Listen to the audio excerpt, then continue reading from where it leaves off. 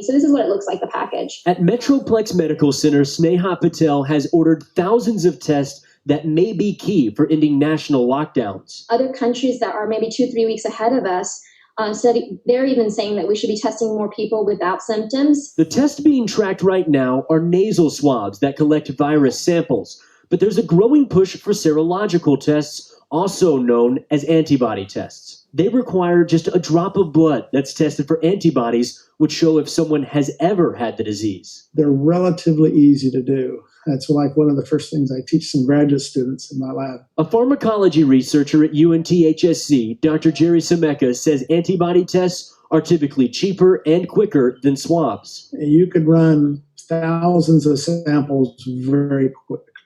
Patel has filled signups for drive-through tests in Plano, Dallas, and Fort Worth this weekend, each site able to handle 400 tests a day. In 15 minutes, a line appears, marking if positive, like a pregnancy test. Time is not on our side right now. The FDA has only approved one version, but dozens of manufacturers have informed the FDA of validated tests. It'll be very useful for maybe dictating how businesses get back fully online. Up to 50% of people never have symptoms.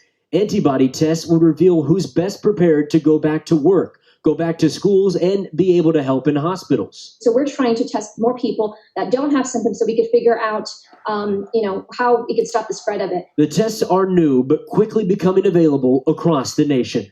In Fort Worth, I'm William Joy.